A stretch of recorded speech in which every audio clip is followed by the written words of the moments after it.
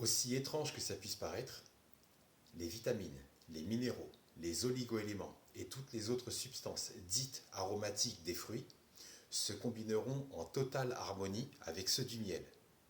Mais attention, il y a une feinte. Les fruits se conservent naturellement dans le miel.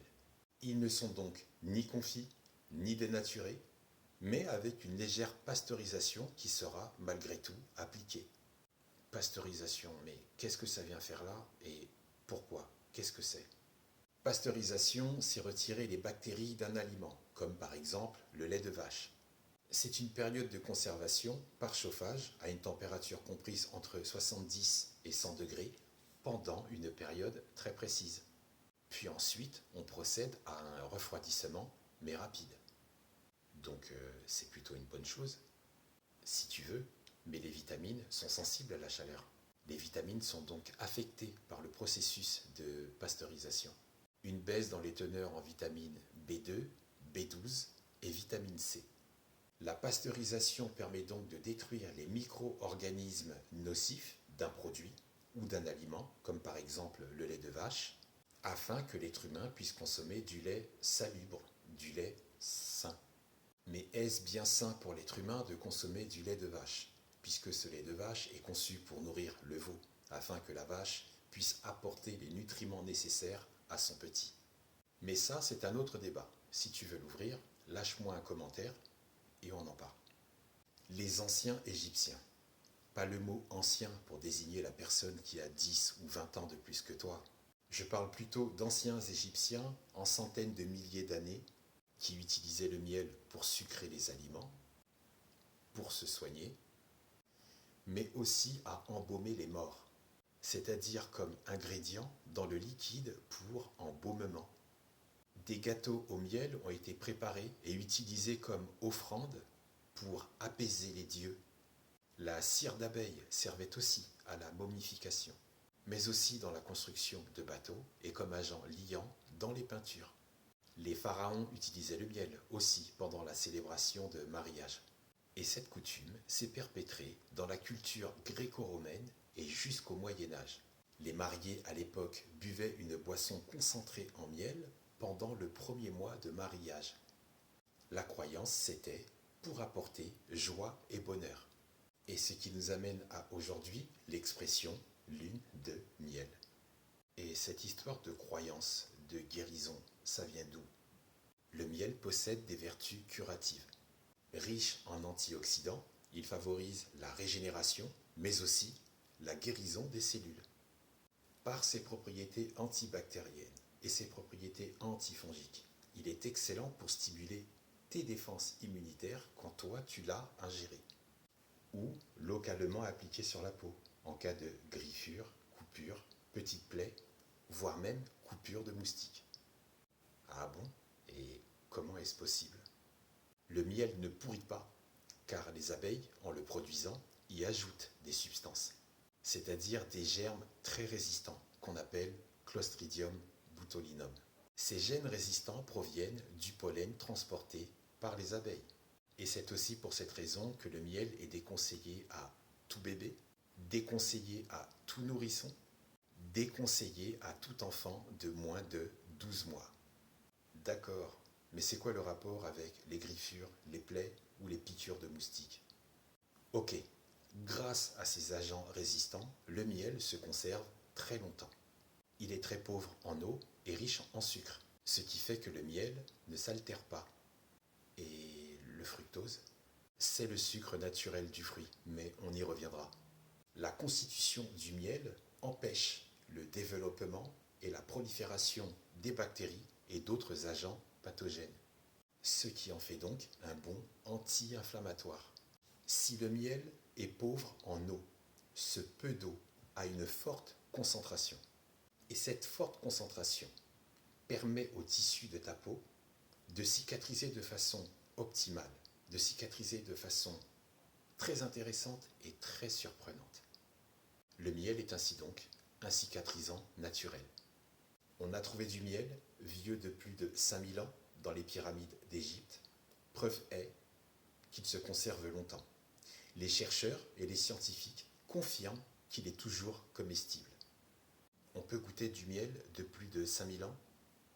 Personnellement, je n'y goûterai pas. Il vaut mieux consommer ton pot de miel dans les 2 ans si tu veux profiter au mieux de sa saveur et si tu veux garder intactes ses vitamines et ses minéraux, en le gardant bien sûr à l'abri de la lumière et à température ambiante. Un pot de miel de plus de 5000 ans, je ne suis pas sûr qu'il soit chargé de vitamines et de minéraux à 100%. Maintenant, cette histoire de mettre du miel sur les fruits le matin au petit déjeuner, c'est comment? Ça vient des Grecs et des Romains qui utilisaient le miel pour conserver les fruits, mais aussi pour conserver les viandes en les immergeant. Oui, ils plongeaient les aliments dans le miel. Ça veut dire que la personne qui arrose de miel ses fruits pour les conserver, on peut dire qu'elle est sur une méthode de conservation à l'ancienne. Ok. Mais si c'est pour les consommer de suite après les avoir généreusement badigeonnés, ça veut dire qu'elle ne connaît pas le principe de conservation ou tout simplement qu'elle n'en a jamais eu connaissance.